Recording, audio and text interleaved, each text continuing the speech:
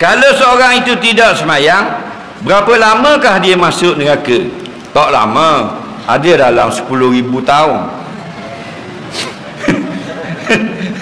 Faham lagi? Nah, disebut dalam kitab Baihaqi, disebut dalam kitab Ibn Hibban, nak sejahat mana, selama mana pun duduk dalam neraka, orang yang ada iman dia tidak kekal. Tetapi masalahnya masuk neraka dulu tak tahan.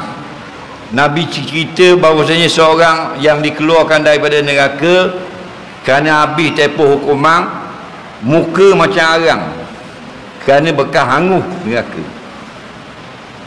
hitam macam arang, macam arang tahu, kena bakar. Kita pun tak apalah ustaz, kalau kita tak membayang juga sebab apa? Sebab akhirnya masuk surga juga. Kalau kita masuk neraka, kita sekejap kita buat khah gitu, bang. Okey, munawak khah bakar ni, api kita ni panas dah. Api neraka 70 kali ganda ni. Nabi kata narukum hadza juz'an min sab'ina juz'an nar yaumil qiyamah. Api ni yang kamu guna di dalam dunia untuk membakar ni panas dah, cuma baru satu saja juzuk dari 70 suhu api neraka. Faham lagi? Api neraka panas 70 kali ganda ni.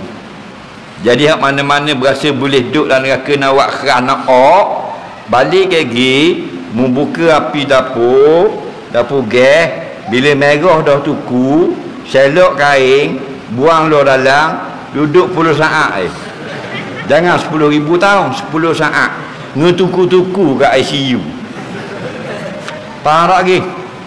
Dak jadi telur, jadi latu-latu. Faham lagi? Nak 10 saat bilang kan 10 tu acul bobi dak berok 8 tahun lagi. Tak, tu tak 10 saat. Hak kena aizah motor tu dak sampai sesaat, lalu saja kulit tak ada dah. Kita nak akak kaki kena aizah sikit, bukan singgah lama. Ada orang kena aizah ada panah aizah kayak gini sikit akak, ada gitu? Ada.